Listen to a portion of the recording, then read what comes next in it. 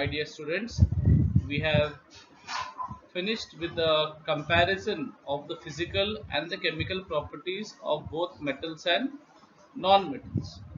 So we now move on to the next section. Okay. So let's move on. Now we will learn about some compounds called as ionic compounds. Ionic compounds. And how are ionic compounds formed? They are formed by the reactions between metals and non-metals.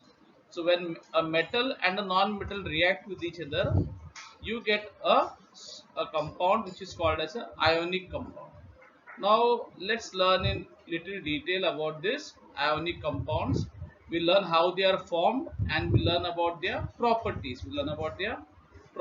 So let's watch a video on the formation of ionic compounds, which will make it quite clear to you.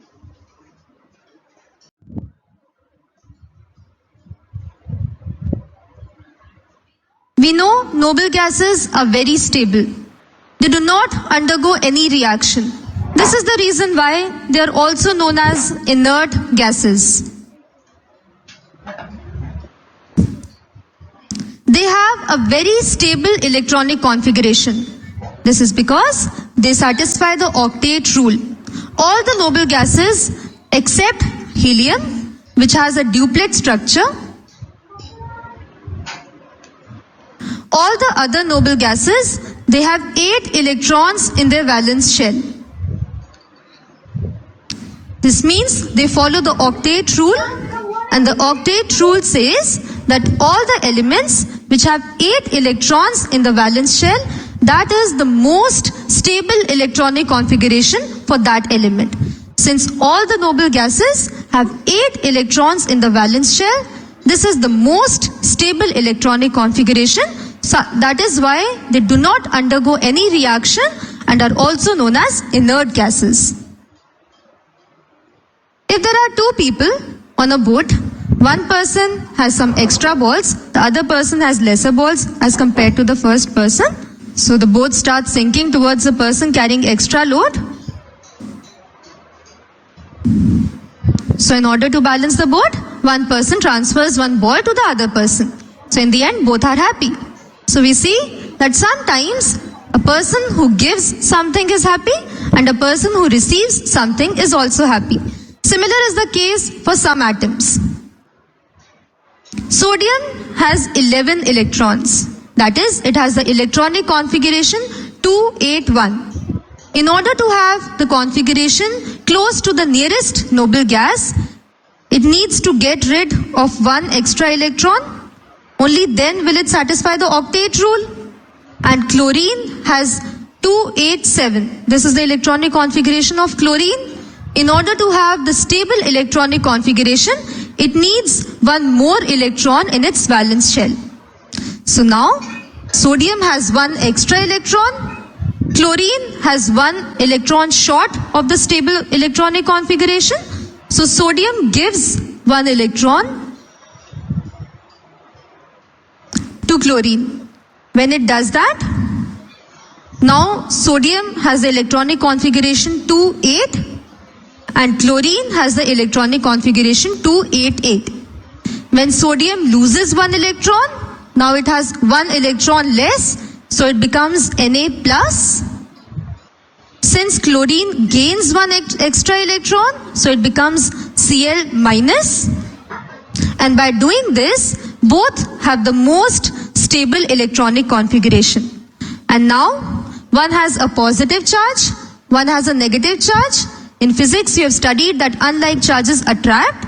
So, the positive ion is attracted towards the negative ion. They start attracting each other and hence come closer to each other, forming a compound NaCl. Sodium loses one electron to have the most stable electronic configuration. Chlorine gains one electron to have the most stable electronic configuration, and they form a compound NaCl. This can also be represented by writing the chemical symbol, that is Na. We only show the valence electrons. So sodium has one valence electron, chlorine has 7 valence electrons. So now in order to become stable, this gives the one extra electron to chlorine. So it becomes Na plus, chlorine becomes Cl minus. So we can either write it as Na plus Cl minus or NaCl. And this type of a compound is known as an ionic or electrovalent compound. Why do we call it ionic compound?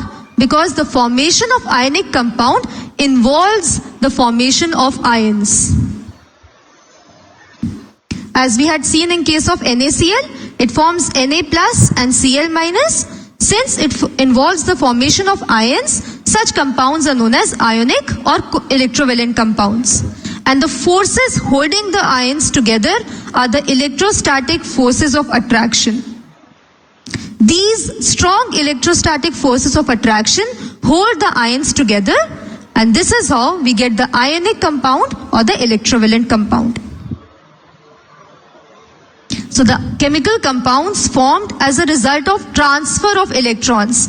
Keep in mind, there is transfer of electrons. One atom is losing one electron, another atom is gaining one electron in case of NaCl. So there is transfer of electrons, and such chemical compounds are known as ionic or electrovalent. So here I have sodium and its atomic number is 11. That means sodium will have 11 protons in its nucleus and 11 electrons going around it. Now let's see how these electrons go around in shells. So in the first shell or the K shell, there can be a maximum of only 2 electrons. Now in the next shell, we can have maximum of 8 electrons. So far we have 2 plus 8, 10 electrons, but sodium has 11. That means one more electron is pending. This electron will go to the next shell. Here, this is our 11th electron. So over here you can notice that sodium's outermost shell or the valence shell has only 1 electron.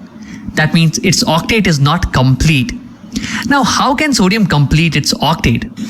Now one option is that sodium gains 7 more electrons. So 7 plus 1, 8. That means sodium's octet will be complete. But see, this is not possible. Because see, electrons go around the nucleus because they are attracted by the protons in the nucleus. But if you increase the number of electrons by a lot compared to the protons, they will not feel equal amount of attraction, and that's why they will fly off. So that's why this is not a good option. What can happen is that sodium will lose the 1 electron in the valence shell. And now sodium's outermost shell will be this, the second shell, the L shell. And you can notice that this already has 8 electrons. So by losing 1 electron, sodium gets a complete octet. So when sodium participates in a reaction, it prefers to give away this extra electron to complete its octet. So sodium prefers to give 1 electron. Now let's look at chlorine. So chlorine's atomic number is 17, meaning it has 17 protons and 17 electrons going around it. Now let's see in which shell how many electrons are there. In the first shell, there could be a maximum of 2 electrons. In the second, we can have a maximum of 8. So we have 2 plus 8, 10 electrons. 17 minus 10, meaning 7 are remaining. So 7 electrons, they will occupy the outermost shell over here. So here also, chlorine's octet is not complete because in the outermost shell or in the valence shell, we have only 7 electrons. We need 1 more electron for chlorine's octet to be complete. So chlorine will need 1 electron. Chlorine will accept 1 electron. So sodium and chlorine, they seem to be made for each other. Sodium wants to get rid of 1 electron and have a complete octet, whereas chlorine wants to accept 1 electron and have a complete octet. And that's exactly how they react. But see, there are a few more things that happen. Over here, sodium was a neutral atom in the starting. It had 11 protons and 11 electrons, equal number of positive and negative charges. But when sodium loses 1 electron, now sodium has 11 protons, but it has only 10 electrons left.